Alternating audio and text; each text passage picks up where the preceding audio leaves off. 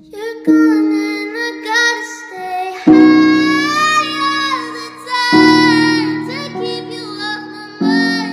Ooh, oh, high on my life.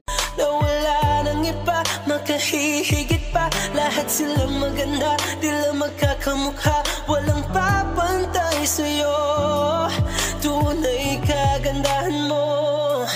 Bakit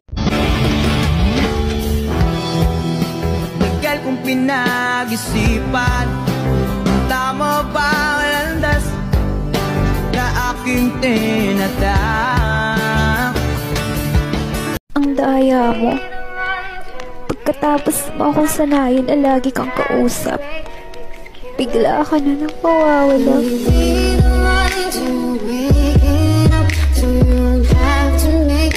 Kahit na mahal kita, hindi sapat na dahilan na manatili pa sa tabi mo. Kaya ko namang ilaban ka pa, alam mo na iningatan kita, kaso lang may hinahanap. Hold up ito, wag ka nang pumalag.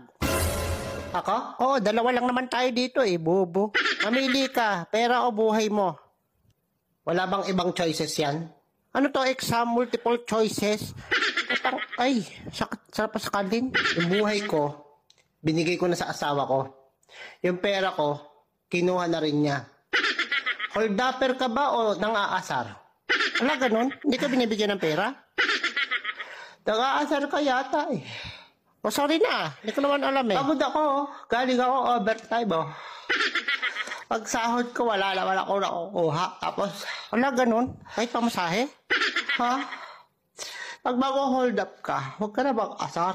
Grabe naman affected mo. Saka ako hold upin mo, yung walang asawa, walang pamilya, ganun. Ano yun, tatanungin ko muna kung may asawa o wala. May issue yan. O ito, may iyak ka na eh. Pag hold up lang, walang asaran. Hindi ko naman alam eh. Ang iinis ka eh. Sige, sa susunod tatanungin ko kung sige. Nabubuli ka pa eh. Nag-hold up ka na, nabubuli ka pa. Hindi ko nga sadya, hindi ko alam. Dalawang kaso yan. Wala, ganun ba yun? Bullying and hold upping. Uy, totoo yun? Meron yata nun. Sige na, hindi na kita hold upin. Nahingan mo pa akong tiso. Sige na, balis ka sa harap ko na. Alibad-baran ako sa mukha mo. Ito na, paalis na. Hindi ko naman alam na under ang hayop ka eh. Ang lakas mo, asarahan.